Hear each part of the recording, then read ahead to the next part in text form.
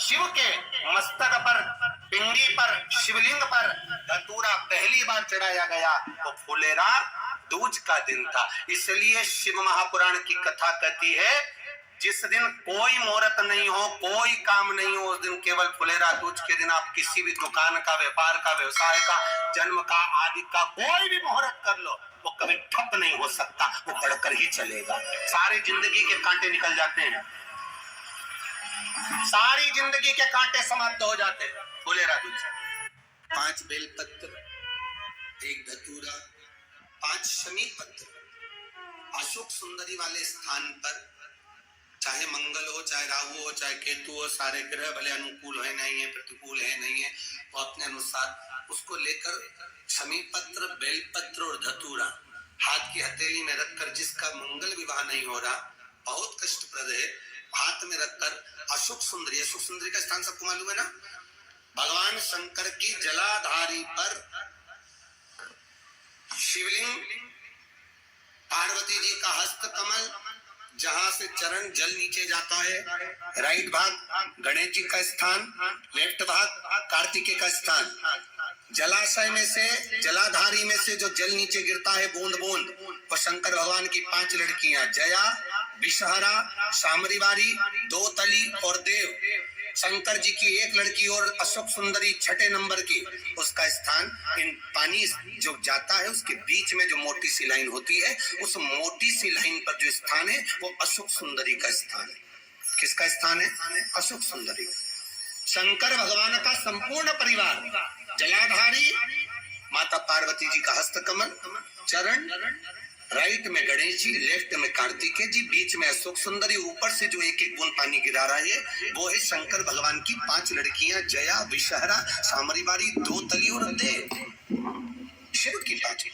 तो जिनका विवाह नहीं हो रहा, अशोक सुंदरी वाली जगह पर हाथ में लेकर वो धतूरे के साथ शमी पत्र, बेलपत्र समर्पित करे और बाबा से निवेदन करे, बाबा आपकी कामना पूर्ण, फुलेरा दूज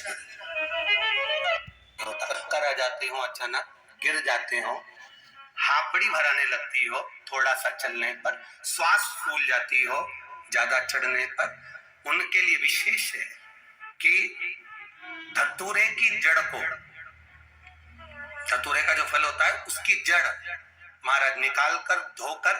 उसको घिसकर शंकर भगवान पर उसका लेपन कर दीजिए, थोड़ी सी जड़ शिव जी पर चढ़ा दीजिए फुलेरा दूज के दिन। उस जड़ को पानी चढ़ाकर वापिस लेकर आ जाइए। जो मिर्गी का मरीज होता है, जिसको दमे की शिकायत होती है, श्वास की होती है, चलने में हापड़ी भरा जाती हो, फुलेरा दूज के दिन दोपहर के समय पर उसको वो जड़ केवल 3 या 4 बार सुगंध में सुंगा दी जाती है, तो मिर्गी की बीमारी समाप्त हो जाती है और जिसको दमा श्वास फूलता है उसको भी आराम लग जाता है। फुलेरा दूज के दिन उसके लिए नित्य आनंद का सुख दे जाते। और भी ध्यान दें, जिसको बहुत भारी बीमारी हो, डॉक्टर कह रहे हैं कि ऑपरेशन की जरूरत है,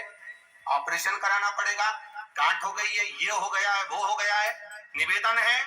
1 धतूरा फुलेरा दूज के दिन भगवान शंकर के शिवलिंग पर समर्पित करें और 5 बेलपत्र नंदीश्वर भगवान पर, अर्थात भगवान नंदी पर समर्पित करें। जीवन में कितनी बड़ी भी बीमारी होगी वो आगे नहीं बढ़ सकती, ऑपरेशन की जरूरत नहीं पड़ सकती। वो केवल बहुत ज्यादा रोग घेर रहे हैं और शरीर ठीक नहीं है, हॉस्पिटल डॉक्टर 24 घंटे चल रहे हैं, हर 2 दिन में, 15 दिन में, 8 दिन में, उसके लिए भी वर्णन किया गया कि भगवान शंकर का अनुमोदन करने के लिए 1 लोटा पानी, कलश में जल, जल के अंदर दूध, दूध के साथ में शहद लेकर भगवान शंकर के मंदिर में थोड़ा सा जल समर्पित कर, थोड़ा नंदीश्वर को चढ़ाकर, थोड़ा सा जल बेलपत्री के पेड़ के नीचे हाथ में ले लेकर सींचन करना। एक चढ़ाने वाली बात अलग हो जाती, सींचन करने वाली बात अलग हो जाती। तो बेलपत्री के पेड़ के नीचे शहद का जल, भगवान शंकर के स्मरण का, जो व्यक्ति को रोग बहुत घेरा हुआ हो वो सींचन करे, धीरे धीरे धीरे धीरे रोग से मुक्ति हो जाएगी। रोग से मेरी वीडियो अच्छी लगे तो लाइक करें, शेयर करें, सब्सक्राइब करें। धन्यवाद।